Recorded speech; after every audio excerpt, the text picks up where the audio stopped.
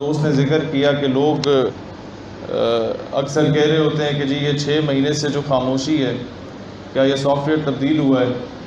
دیکھیں میرے والد محترم نے 32 سال افواج پاکستان میں سرو کیا ہے، اور ایک بچہ جو ایک فوجی گھرانے میں پرورش پاتا ہو، اور پھر اگر میرا نسب دیکھا جائے تو میں عوان ہوں، میں عباس ابن حیدر کی اولاد ہوں، اور عباس ابن حیدر کی اولاد کا سافٹ ویئر اپڈیٹ نہیں کیا جا سکتا آج تک.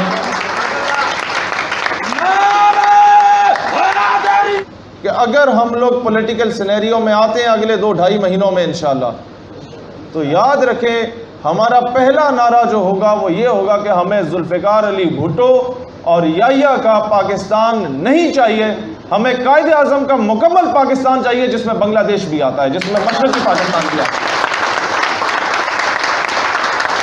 ایک مولوی صاحب جیلم پہنچے ہوئے اور دوسرے مولوی صاحب گھر سے نہیں نکل رہے، اور قوم اس چیز میں پڑی ہوئی ہے. جو بھی نوجوان درس انتظامی کرتا ہے اس کو تب تک ڈگری نہ دیں جب تک 6 مہینے کا انگریزی کا کورس نہ کرا دیں. تو قائد اعظم کے مجمع میں سب سے زیادہ خطاب کن لوگوں نے کیا؟ بریلوی علماء نے. جنازہ کس نے پڑھایا؟ دیوبند اسکول آف تھاٹ کے عالم دین نے، اور جنازے پہ غازی عباس کا علم بھی لگا ہوا تھا. یعنی کہ قائد اعظم نے دفن ہوتے ہوتے فرقہ واریت کو بھی دفن کر دیا تھا. That's why I call him my leader.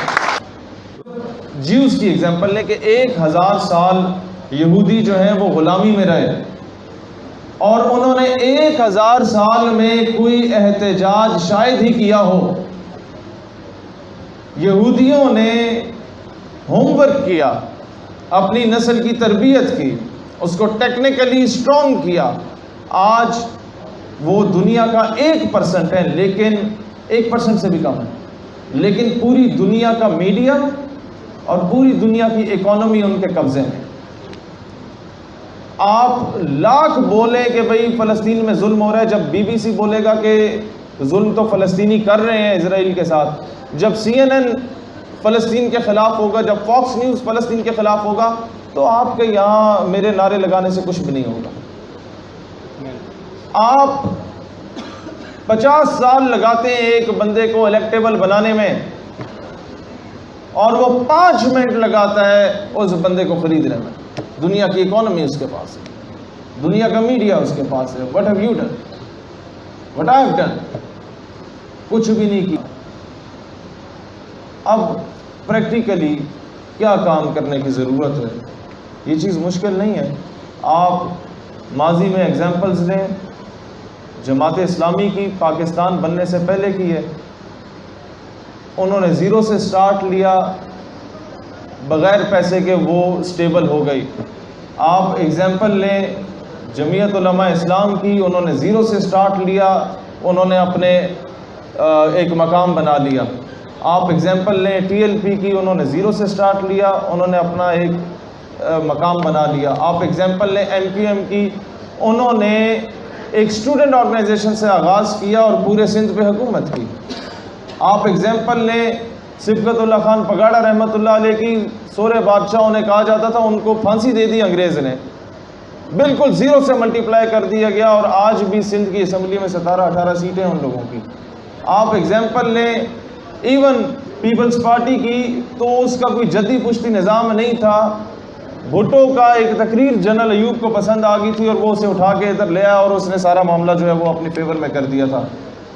تو کوئی چیز جو آپ یہ کہتے ہیں کہ جی یہ فرشتے لاتے ہیں یا ایجنسیز لاتی ہیں تو تبھی کامیاب ہوں گے، ادروائز پتہ نہیں کیسے کامیاب ہوں گے، ہاتھ پہ ہاتھ دھر کے بیٹھے ہوئے نہیں. بھائی ٹو بی ویری فرینک، آپ نے اپنے حصے کی جنگ خود لڑنی ہوتی ہے. میں قائد اعظم کو کیوں اپنا لیڈر مانتا ہوں؟ Number 2، Quaid Azam he was the person جس کو مدرسے والا داڑھی اور پگڑی والا نوجوان بھی سنتا تھا، جس کے پیچھے پیر جماعت علی شاہ جیسی ہستی بھی چلا کرتی تھی، جس کے پیچھے خواجہ کمل الدین سیالوی رحمۃ اللہ علیہ جیسی ہستی بھی چلا کرتی تھی، اور جس کے پیچھے علی گڑھ کا ماڈ اسکواڈ نوجوان بھی چلا کرتا تھا، جس کے پیچھے پینٹ کوٹ اور ٹائیوں والے بھی چلتے تھے اور مدرسے والے بھی چلتے تھے. ہی واز دا لیڈر کہ وہ جب گلاسز لگا کے بات کر رہے ہوتے تھے اور یوں پیپر پہ دیکھتے تھے جب تو ایک بار گلاسز گر گئیں تو لوگوں نے چیخیں اور تالیاں بجائیں کہ وہ جناح جو کبھی ہمارے آگے جھکا نہیں. اب این کے اٹھانے کے لیے انگریزوں نے کہا کہ ہمارے آگے جھکے گا, تو قائد اعظم نے جیب سے دوسری اینک نکال کے لگا دی. تو اس میں دور اندیشی اس کے لیے ہوا کرتی تھی. اور پھر قائد اعظم, اب میں آپ کو ایک ایگزامپل دیتا ہوں. رسول اللہ علیہ الصلوۃ والسلام کسی بہت بڑے عالم دین کی خواب میں بھی آ سکتے تھے, کسی بہت بڑے مفتی اعظم کی خواب میں بھی آ سکتے تھے کہ تم جاؤ اور برے صغیر میں مسلمانوں کی قیادت کرو. آخر کوئی تو وجہ تھی کہ محمد علی جناح کو چنا گیا,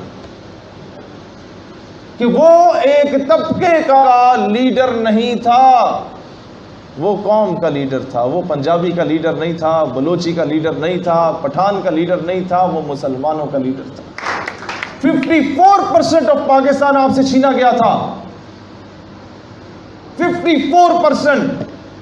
اے کے فضل حق نے اس مینار پاکستان پہ کھڑے ہو کے قرارداد پاکستان پیش کی تھی. شیر بنگال اسے کہا جاتا ہے, اس کو غدار کہہ دیا گیا.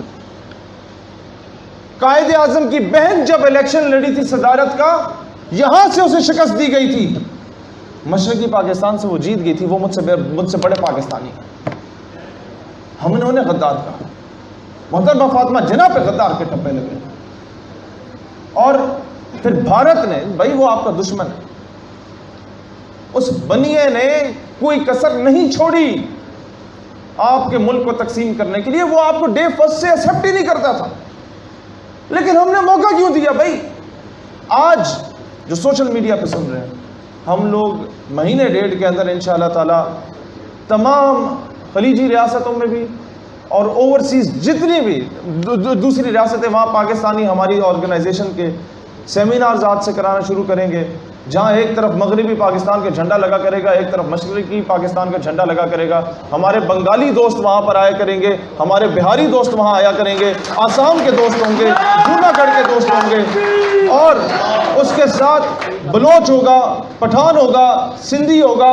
اور ایک اور چیز, وہ بندہ جو at the time of partition اپنی جان, مال, عزت, آبرو, تن, من, دھن قربان کر کے he traveled all the way from India to Pakistan